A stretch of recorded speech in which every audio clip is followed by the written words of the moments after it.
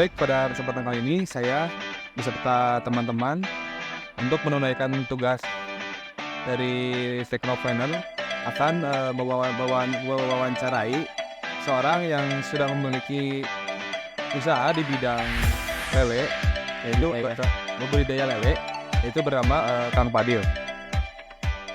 ya, gimana terus? Eh, Bagaimana sih eh, Akang bisa kepikiran untuk memulai bisnis ini? Ya, yang pertama berawal dari mungkin dilatar belakangi kakak saya sebelumnya kan pernah juga berusaha atau pernah membuka usaha di bidang budaya seperti ini. Kebetulan waktu beliau masih berkuliah dan waktu awal-awal lulus kuliah, kebetulan beliau lulusan dari IPB, jurusan perikanan. Nah, kepikiran usaha ini tuh pertama dari situ, yang kedua dari mencoba menganalisis prospek ataupun potensial dari budidaya usaha lele ini. Terus yang kedua, selanjutnya latar belakang saya tertarik untuk melakukan usaha di bidang budaya ini, ada support atau bantuan pendanaan hibah dari Aulia atau dari eh, mitra untuk berusaha belajar, eh, anak muda itu mencoba untuk berwirausaha. Nah, selanjutnya dari latar belakang tersebut eh, menjalinlah komunikasi dengan berbagai pihak, begitupun dengan kakak saya. Ya, dari bulan September, soal bahasa ada bulan September kita. Baik Kang, bagaimana sih strategi marketing Akang untuk memasarkan budidaya ikan lele ini? Ya, nah, untuk hal pemasaran yang saya lakukan, yang pertama itu memposting di akun media sosial.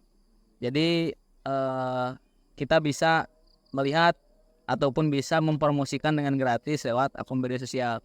Selanjutnya mungkin untuk pemasaran saya juga memasarkan langsung ke pasar. Jadi memasarkan langsung ke pasar karena kebetulan yang saya lakukan itu pembesaran ataupun ke tahap eh, konsumsi. Terus selanjutnya saya juga memasarkan langsung ke eh, apa ke pecel lele langsung gitu. Nah, mungkin untuk strategi yang bisa dilihat, kebetulan banyak ya dilihat, mungkin khususnya Kota Tasik, pecel yang ada itu hampir mungkin ada 25 sampai lebih lah. Itu menjadikan suatu potensial.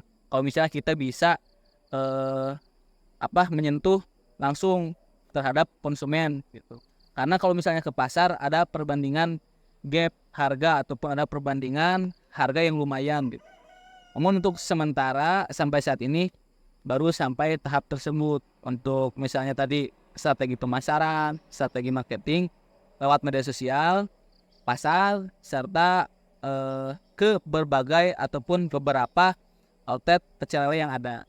Mulai eh, awalan terjun untuk berusaha budidaya lele ini. Nah, di sini mungkin ada beberapa jenis. Yang pertama, jenis benih. Ada beberapa ukuran. Ada ukuran 35. Ukuran 35 itu ukuran kuntung rokok, ukuran busa rokok. Nah, itu diperkirakan sekilonya itu isi 150 ekor. Terus ada ukuran 36. Ukuran 36, ukuran jempol tangan. Ukuran jempol tangan. Itu diperkirakan 100 ekor per kilo. Terus ada juga ukuran 67. 67 itu ukuran ibu kaki jari. Ukuran jari ibu kaki. Itu isi biasanya 50 sampai 70 ekor. Dan ada ukuran konsumsi. Ukuran konsumsi itu sekilo isi 6 sampai 8 ekor. Nah, untuk jenis-jenisnya tersebut adalah yang ada di sini gitu. Produk ataupun eh, apa namanya? lele yang ada di sini yang dijual belikan. Itu mungkin ini. Oke baik, itu mungkin terus kenapa sih Akang bisa kepikiran untuk ya usaha ikan seperti lele? ya. Kan tidak, kan banyak juga seperti ikan yang lainnya atau gurame atau ikan mas dan seperti yang lainnya seperti itu. Kenapa bisa kepikirannya lele gitu? Ya. Ya, yang pertama lele itu untuk tingkat kekuatan ataupun tingkat daya tahan tubuhnya itu lebih kuat dibanding ikan-ikan lain. Contohnya misalnya ikan nila ataupun ikan mas. Ikan nila, ikan mas itu memerlukan blower atau memerlukan oksigen dan udara dalam kegiatan budidaya, karena harus ada eh, semacam udara ataupun oksigen untuk membantu pernapasan. Kalau itu enggak, kalau itu lebih kuat. Jadi tidak memerlukan bahan atau memerlukan alat bantu lainnya. Jadi meminimalisir pengeluaran biaya gitu. Itu mungkin yang pertama. Yang kedua, ikan lele itu udah masuk segmentasi makanan semua golongan gitu, dari anak-anak, dewasa ataupun orang tua menyenangi atau suka lele ataupun ikan lele. Terus potensi akan penjualan ataupun potensi akan usaha di bidang lele ini sangat tinggi. Jadi saya sebelum terjun menentukan usaha lele itu, saya menganalisis dulu bagaimana potensi dari usaha lele ini. Dilihat dari banyaknya outlet-outlet ataupun semacam angkringan yang ada di sini, khususnya pada Tasik. Banyak sekali angkringan pecel lele. Nah, itu menjadikan suatu modal awal atau menjadikan suatu alasan saya memilih hal tersebut. Yang kedua, sedikit gitu dari anak muda yang ingin terjun dalam usaha lele ini, karena yang pertama mungkin dilihat ribet ataupun capek ataupun susah lah dibanding usaha di bidang lain. Namun dari hal tersebut menjadi suatu keuntungan bagi saya khususnya, karena bisa memanfaatkan hal yang orang lain anggap itu sulit ataupun susah. Saya jadi saingannya lebih sedikit gitu dibanding usaha-usaha lain, misalnya kopi shop. Kan banyak tentu anak muda kebanyakan pengen kopi shop, kelihatan yang muda tuh kenapa? Padahal dilihat itu dibandingkan usaha lain tentu memerlukan modal yang cukup besar. In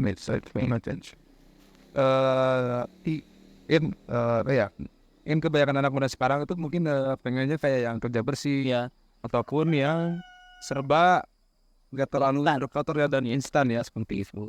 Terus bagaimana sih dalam Akang menjalani semua usaha ini selama berapa tahun kan? baru jalan 1 tahun, Pak. Baru jalan 1 tahun. Bagaimana Akang menjalankan usaha ini selama 1 tahun tersebut? Iya. Yang pertama mungkin periode ya. Kalau misalnya pembesaran tadi ukuran konsumsi, periode dari ukuran sekilo 100 itu ke konsumsi itu berjarak 3 bulan. Jadi setiap 3 bulan itu kita bisa memproduksi ataupun memanen usaha itu. Selanjutnya dalam 1 tahun ini mungkin banyak kelintangan serta hambatan. Yang pertama mungkin namanya makhluk hidup ya. Kita usaha di bidang makhluk hidup atau ikan budidaya itu tentu berkaitan dengan kondisi ataupun cuaca. Mungkin hambatan-hambatan tersebut yang sekarang mungkin dicari solusinya, misalnya ketika lele ini diterjang sakit, apa sih yang harus kita lakukan? Ada beberapa tanaman yang bisa kita manfaatkan, semisal contohnya daun gedang ataupun daun-daunan gitu yang bisa menjadi bahan alternatif supaya kembali sehat gitu. Selanjutnya untuk lele ini keuntungannya itu bisa menggunakan pakan alternatif, jadi mengurangi pengeluaran dalam hal pakan. Jadi bisa menggunakan pakan-pakan alternatif seperti misalnya sisa-sisa pasar, semisalnya potongan ayam, kayak misalnya limbah-limbah usus buntu yang biasanya tidak diambil atau berserakan di pasar, bisa kita ambil untuk melakukan pembesaran. Mungkin itu sih dalam 1 tahun ini hambatan yang utama sih pasti cuaca Terus yang kedua mungkin karena saya masih berkuliah, apa mengatur waktu dengan kegiatan budidaya ini. Ini. Lalu untuk kan tadi disebutkan kita akan tuh bermitra ya. Iya. Nah untuk modal awalnya itu bagaimana Kang atau pembagiannya atau jadi akan 50% dari mitra modal 50% atau bagaimana? Oh iya. Ya, untuk mitra sebetulnya kebetulan si modal awal ini yang pertama mungkin ada modal pribadi ya. Modal pribadi maksudnya sebelum saya terjun ke usaha ini kan pertama kali kakak saya yang usaha di sini. Namun kakak saya hanya dalam hal pembenihan, jadi menjual dalam bentuk benih gitu untuk dibesarkan sama orang lain. Namun saya ikut usaha di sini itu ikut pembesarannya untuk menjadi dari benih ke tahap konsumsi. Nah, untuk tahap awal gitu karena modal yang saya dapatkan itu hibah ataupun pemberian dari mitra ataupun aulia, jadi tidak ada pembagian keuntungan. Kang, saya meminta sedikit saran walaupun interview. Kang, saya meminta sedikit motivasi lah bagaimana untuk anak-anak muda di luar sana yang masih takut untuk bergerak, masih berada di zona nyaman mereka. Ya, yang pertama tadi mungkin kita harus menentukan dulu arah usaha ataupun hal yang ingin kita lakukan. Misalnya menganalisis terlebih dahulu usaha apa yang akan dilaksanakan, terus potensi dari usaha tersebut. Terus yang kedua, jangan melihat gengsi ataupun misalnya ini usaha lele kan tentu kotor tapi walaupun kotor tapi insya Allah hasilnya itu bersih gitu. Itu yang kedua. Terus yang selanjutnya, tumbuhkan motivasi bahwasanya kita itu mampu untuk bisa seperti orang lain, berdikari dan memaksimalkan potensi yang ada dalam diri kita. Itu mungkin sedikit yang bisa saya sampaikan. Mungkin itu saja ya hasil wawancara dari saya bersama Kang Fadil. Saya berterima kasih kepada Kang Fadil yang sudah meluangkan waktunya untuk saya bisa mewawancarai beliau. Siap. Baik, terima kasih. Assalamualaikum warahmatullahi wabarakatuh.